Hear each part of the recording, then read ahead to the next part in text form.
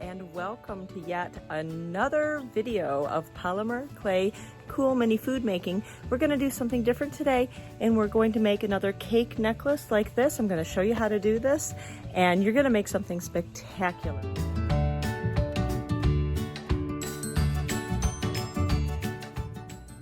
Hello and welcome. We're going to talk about adding polymer clay today to anything with a metal base. As you can see, polymer clay can easily be added to any metal base. And today we're going to make a cake necklace. This is the top of a mason jar. You can put 2 holes in here, and you can put jump hoops as well, and you can make a 2 or 3 hanging medallion necklace.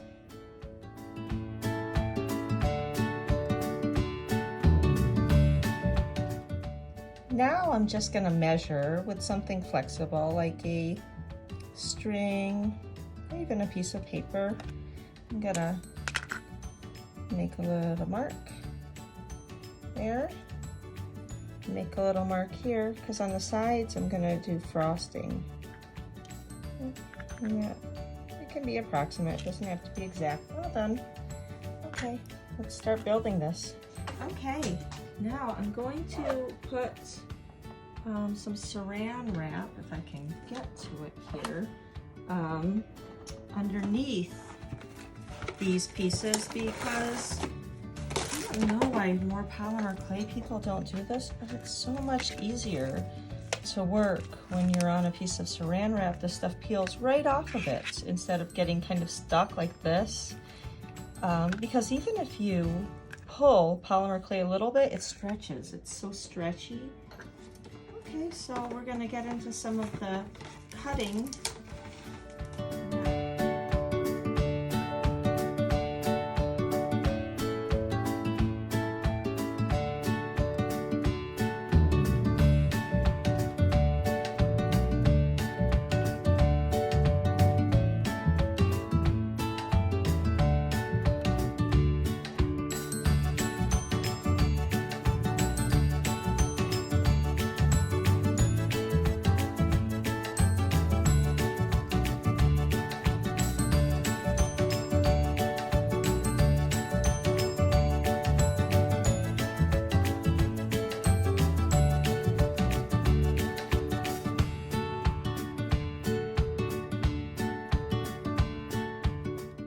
Okay, look at that color. Isn't that such a dark, chocolatey, beautiful frosting color? It is. Oh my gosh. So, let's make it into frosting.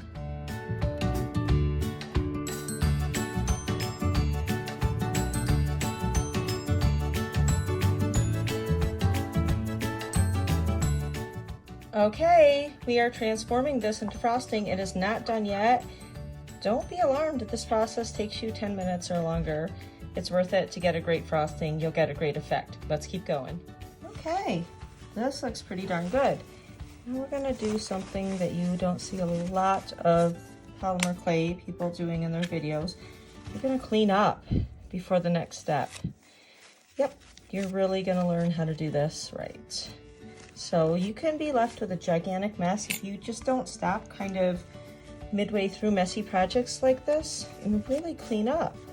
I know this is the boring part and you want the content, but this is real life. If you want to do this, I'm making a video so you can do this yourself. And cleanup is important, right? It looks like we have a little TLS over here on some dark chocolate that we can save for later. So I'm gonna move that over there. I'm gonna clean off my fingers. I just use a good old paper towel. Let me grab something that would be good for frosting. I keep all my tools here. If you can hear all this rattling around, I keep them all in just kind of like high jars, mason jars, etc. All right, so this is the fun part.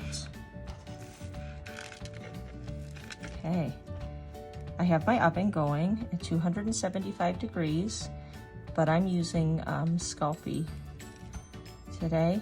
So if you're not using Sculpey, just use your manufacturer's recommended directions. And when I put this on, do I want it completely smooth? Heck no, I want it to look like ooey gooey yummy frosting. So I'm kind of working it on just like you would a cake. Now when I bake cakes, I never wait until the cake cools down to put on frosting. That's a mistake. I just get so excited, but I usually can fix it later. So I've learned from real cakes how to fix mistakes, right? Get it right up there so it's flush. Oh yeah. Okay.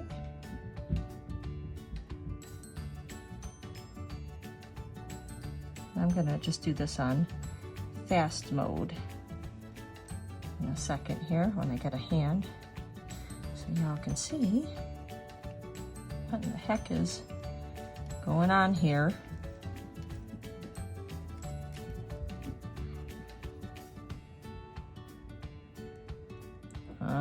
There's something I should have done. What's that? I should have taken off these jump pins.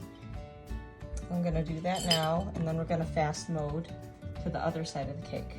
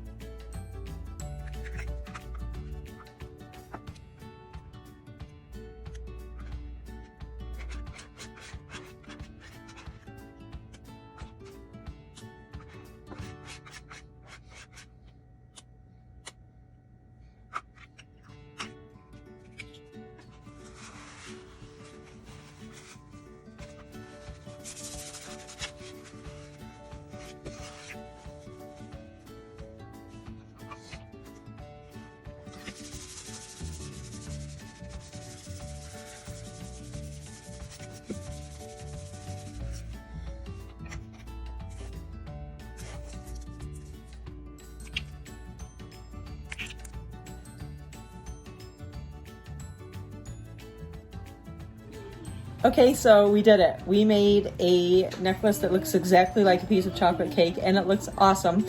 Now, I have seen people making food necklaces like this, but out of real food, like spaghetti or pig pieces of meat. When I, as a designer, make something, I want it to be delightful and attractive to the people that have to view it, because that will bring in more possibilities, cooler conversations, and it just might create something greater for you. These are conversations.